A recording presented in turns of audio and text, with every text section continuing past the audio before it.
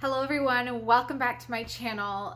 I am sorry it's taken a while to get a new video out, but so much has happened. So last month, if you don't follow me on Instagram, you might not know this, but last month I officially became a homeopath. So I graduated with honors, which I was so excited about. And prior to that, if you're new to my channel, I'm already a holistic nutritionist and certified homeopathic practitioner, but just took the next step and became a homeopath. So I've been in school for about 3.5 years working on this and just so excited. It's finally done and it's like one huge weight off my shoulders, and it's not really changing the way that I practice at all, but again, it was just something else I wanted to accomplish and very excited that that's done.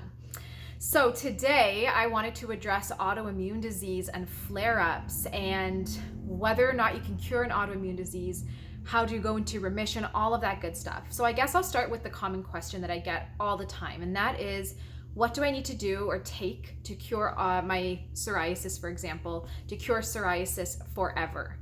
And this question is very hard to answer because the answer is nothing. I want to really dive into this, and I'm really asking those of you who are watching this video to stick with me throughout the whole video. I think you will learn a lot about autoimmune disease that you might not have known. And I'm going to give you tips on how to keep your autoimmune into remission forever if you'd like, and all that good stuff. So let's get started. The first thing is that you cannot cure an autoimmune disease. So this is something that I know might seem hard to hear or frustrating for a lot of you. Autoimmune disease, once you have it, it's severe and it is not curable. That means that you can't get to a point where you can do whatever you want and never ever flare up again, because that's just not going to happen. So why and what does this mean? Well, when you have an autoimmune disease, regardless of how you want to term this condition, it is essentially the body attacking self-tissue. I know people say this isn't true, the body does not attack itself. It is true, it's immunology, and I'll explain roughly what happens without making this video too long. Okay, so with an autoimmune disease, what actually happens is, let's just start with maybe IBS, for example. This is a good way to explain this. So if you have IBS, or some kind of inflammation in the gut where there's dysbiosis, toxins, everything else, your immune system is going to go into the gut. It's going to be like, okay, there are pathogens, there's toxins, there's things that we don't want here, so let's get rid of it. But how does our body actually get rid of toxins, pathogens, things like that? How does our body get rid of threats? Well, it calls in the immune system. So it gets all of our dendritic cells, which are cells that take fragments of these toxins or pathogens. So all the dendritic cells go to the gut, take a fragment of that toxin or pathogen that the gut or the body wants to get rid of, and it presents it back to the T and B cells, mainly in our lymph nodes. Now, the T and B cells take this fragment of toxin or pathogen and they say, okay, antibodies, let's make a bunch. So it's kind of like these little cleaner uppers that go through the body and get rid of whatever the dendritic cells brought to the T and B cells. So if that is, say, a candida yeast, or if it is a heavy metal, it knows, okay, take this, whatever looks like this, and get rid of it. The problem is that dendritic cells, which go and take a fragment of a toxin or a pathogen, don't just take a fragment of a toxin or a pathogen. They are going to take a fragment of the tissue that toxin or pathogen is attached to. So in the IBS case or IBD case, it's the gut lining. So it's taking a fragment of the toxin or pathogen, yes, but also the gut lining. So when it's presenting it to the T and B cells, they're not just making antibodies against the pathogen or the toxin, they're making antibodies against self-tissue as well. These antibodies come out, yeah, they target the pathogens or the toxins, but they're also targeting your tissue. That's the idea of autoimmune. That's the autoimmune process. Once you are at that point where your body's making antibodies against your own tissue, it is irreversible. Why? Because our body's creating memory cells. So memory cells are cells that will always remember to target self-tissue if there's a reason. And what's the reason? Toxicity, dysbiosis, inflammation. So I'm going to go through a little bit more with you. Hopefully you're following along. If you guys want more info on this specific topic, you can head to holisticspring.org, which is my membership platform with so much amazing content to give you even more education and knowledge on all of this. But to continue, When you have an autoimmune and your body has these memory cells, you can never get rid of memory cells. You can't delete them. You can't stop them. They're there. They can go dormant, they can go more quiet, but you cannot get rid of them. And as long as they are present in the body, you will always have an autoimmune. And this is why it is not curable. However, don't feel like, oh, then what's the point of leading a healthy life and all that, because we can't cure it. You can go into remission and you can stay in remission forever if you're leading an optimal and healthy lifestyle. So what happens is our immune system only wakes up, or those memory cells will only wake up and target self-tissue if there's a reason. If there's chronic inflammation coming from tons of pathogens, from tons of stress, from never sleeping, from having bad food, then absolutely the immune system, the inflammation levels climb, the immune system will wake up, memory cells wake up, and then they start targeting self-tissue. But if you get yourself into remission where your antibody levels are really low, your inflammation's low, you're feeling great, and then going forward, lead a healthy lifestyle of practicing stress management. Stress is one of the biggest drivers for autoimmune. So managing your stress by deep breathing, sleeping properly at the right time, taking adaptogens and things, having a clean alkaline lifestyle or diet, so important. And then of course, doing things to manage and mitigate toxin buildup. So I'm going to go step by step what you guys need to do here. This of course is providing you're not living in a moldy home or anything else. This is just, if you got yourself into remission and you're feeling good, how do we stop a flare? So the goal of, when I work with clients, our goal is not to cure them, because you can't. The goal is to get them into remission and then get to a point where, should they flare up, their flare-ups are short-lived, are mild, are not intense at all, and they're only in a small area. So it's not like a full body flare. It'll be a tiny little flare that they can then push back into remission by having specific steps to follow. I hope this is making sense. Okay, so number one, everybody long-term, lifelong really, should be eating an alkaline, lower carb diet. Now, I'm not saying keto. I'm not saying you can never have an ice cream or anything ever again. That's not it at all.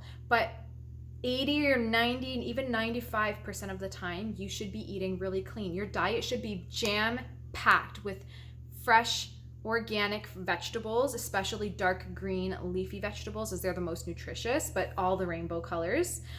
Your diet should be higher in protein and healthy, a small amount of healthy fats like nuts and seeds, and a small amount of starch coming from complex carbs like buckwheat, quinoa, millet, lentils, squash, berries, grapefruit, green apples, and a little amount of like sweeter fruits like kiwi or mango or something like that. But really the diet should be a small amount of starch and lots of organic alkaline vegetables, some lean proteins, and some healthy fats, okay?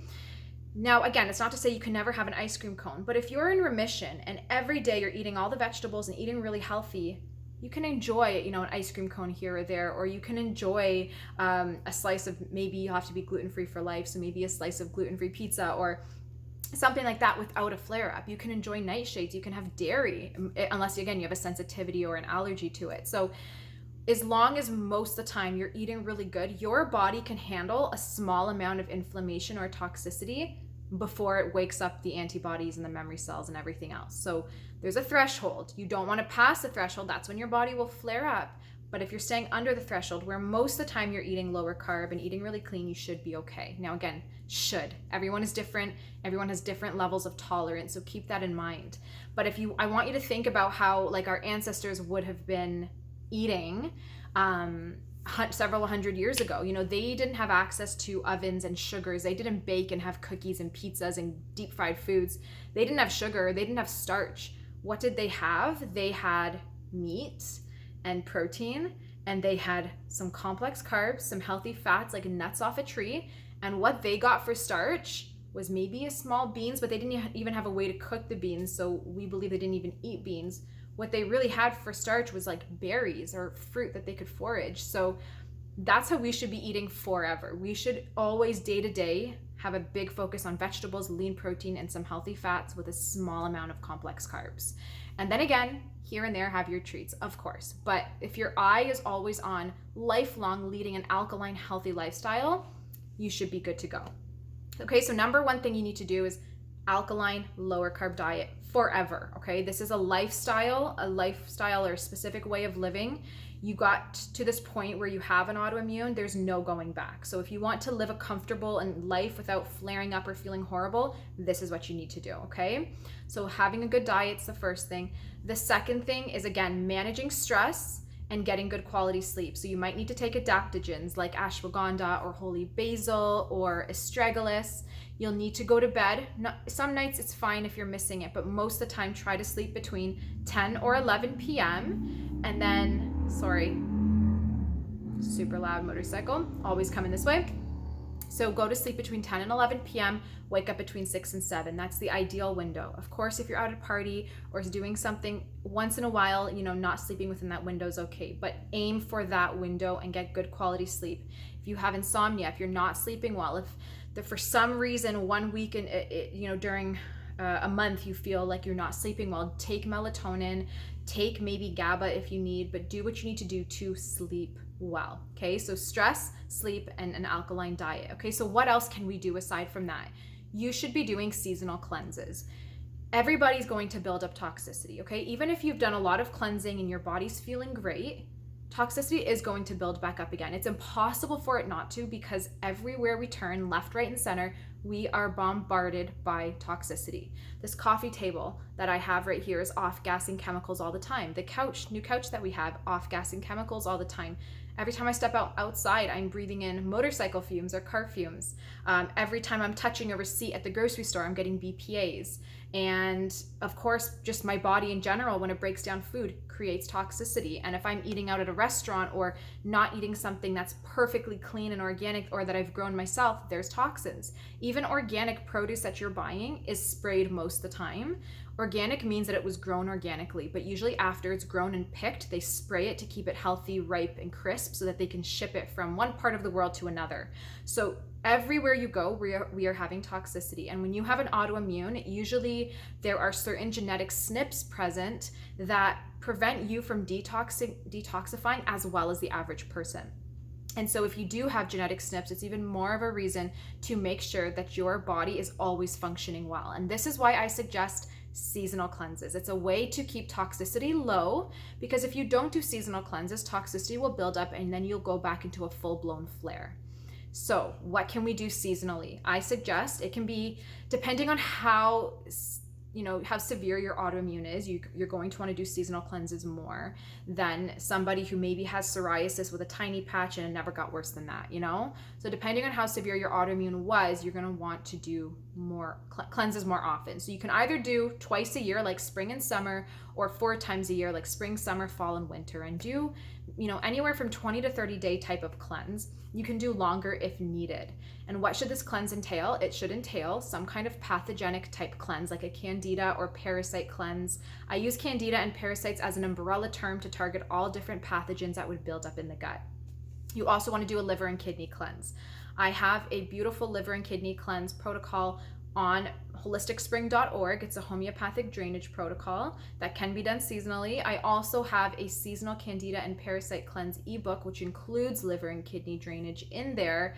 And it can be a cleanse that you can do seasonally. Again, twice a year, 4 times a year, as needed to get your body in maintenance mode, okay? So there's some options there and they're linked down below in the description box. So seasonal cleansing. Now, aside from seasonal cleansing, day to day or week to week, you should still be cleansing just with softer things like dandelion tea or liquid chlorophyll or a celery juice here or there, or hot lemon water a couple times a week or a couple times a month. What I usually do is once a week, I'll do a big dose of charcoal. So just things like that, where you're continuously supporting your body in pushing junk out of the body, because junk builds up very, very, very quickly. And if you're not doing anything for it, it will rise again. You're going to end up with extreme toxicity and full-blown autoimmune flare-up, most likely.